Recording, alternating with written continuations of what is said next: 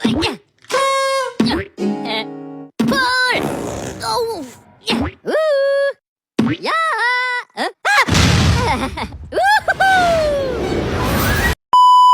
Assalamualaikum warahmatullahi wabarakatuh.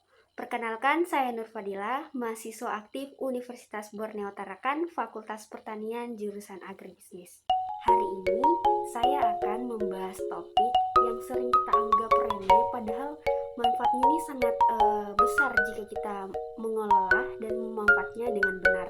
Topik kita hari ini adalah manfaat air cucian beras untuk pertanian. Apa sih itu air cucian beras?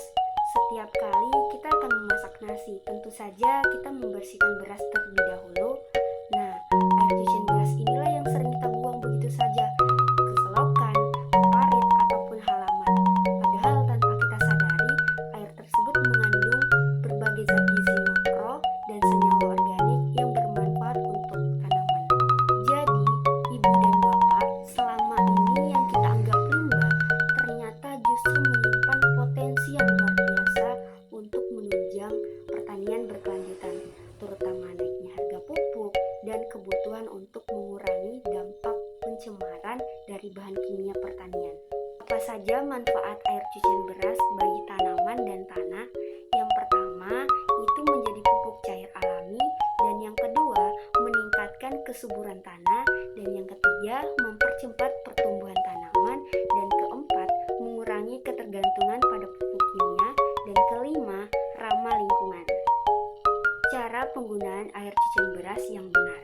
Bapak dan Ibu, tolong diperhatikan ya langkah-langkahnya untuk memanfaatkan air cucian beras di kebun ataupun di ladang. Langkah yang pertama, ambil air cucian beras. Gunakan air cucian beras yang pertama ataupun kedua dari mencuci beras. Air yang berwarna putih susu adalah air yang paling kaya nutrisi. Dan yang kedua, fermentasi opsional tapi direkomendasikan ya Ibu Bapak. Simpan air cucian beras dalam wadah tertutup selama 1 atau 2 hari agar terjadi fermentasi ringan. Proses ini akan meningkatkan populasi mikroba baik di dalamnya. Yang ketiga, aplikasikan ke tanaman. Gunakan air tersebut untuk menyiram tanaman sayuran, buah, atau tanaman hias. Bisa juga dicampur dengan air biasa menggunakan perbandingan 1:1 jika khawatir terlalu pekat. Waktu digunakan disarankan di pagi hari sebelum matahari terik atau sore hari sebelum senja. Ulangi 2-3 kali seminggu untuk hasil yang lebih baik. Hati-hati, jangan salah gunakan ya Bapak dan Ibu. Walaupun air beras ini sangat bermanfaat, ada yang perlu kita harus perhatikan. Yang pertama, jangan gunakan air yang tercampur sabun ataupun deterjen, karena ia bisa meracuni tanaman dan membunuh mikroorganisme tanah. Dan yang kedua, jangan disimpan terlalu lama.